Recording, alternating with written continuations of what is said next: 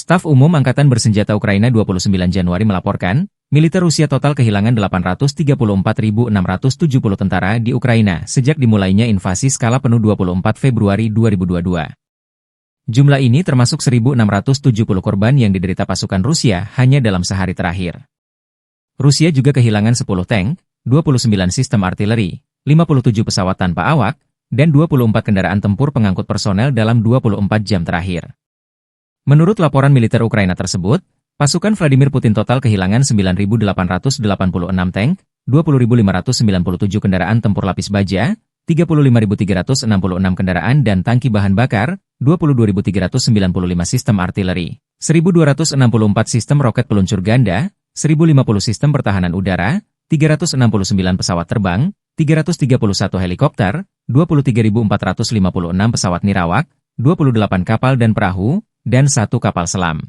Terpisah, kubu Rusia melaporkan, sejak awal operasi militer khusus di Ukraina, Angkatan Bersenjata Ukraina kehilangan total 652 pesawat terbang, 283 helikopter, 41.635 kendaraan udara tak berawak, 590 sistem rudal anti pesawat, 20.870 tank dan kendaraan tempur lapis baja lainnya. Ukraina juga kehilangan 1.510 kendaraan tempur MLRS, 21.022 senjata artileri lapangan dan mortir, dan 30.853 unit kendaraan pendukung militer dinetralisir. Западного, Песчаного, Лозовой, Копанок, Зеленого Гая, Красного Первого, Макеевки, Ямполя, Григоровки и Ивановки. Потери противника составили до 330 военнослужащих, 4 боевые бронированные машины, включая 2 БТР М113, 6 автомобилей.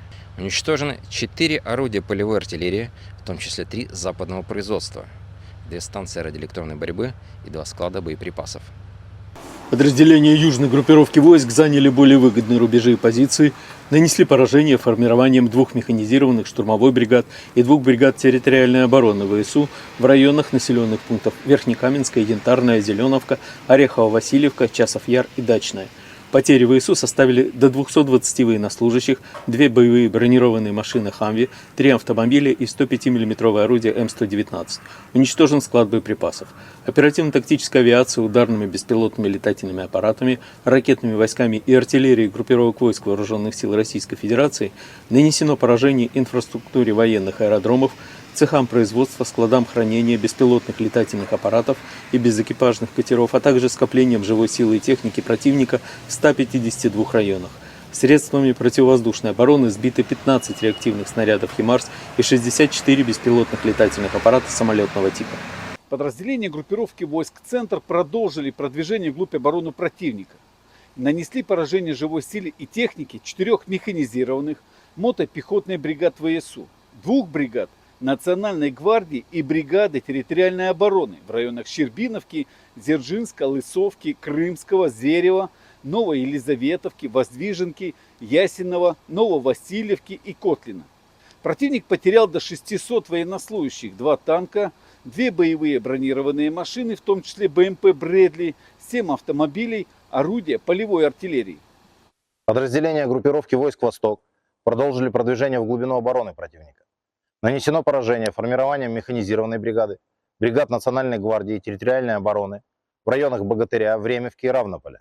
Потери противника составили более 115 военнослужащих, танк, 2 автомобиля и 4 орудия полевой артиллерии, в том числе 1 западного производства. Подразделения группировки войск Днепр нанесли поражение живой силе и техники механизированной бригады, бригад береговой и территориальной обороны в районах Антоновки, Херсона, Степногорска, Новопокровки и Работино. ВСУ потеряли более 40 военнослужащих и 3 автомобиля. Download Tribun X sekarang, menghadirkan lokal menjadi Indonesia.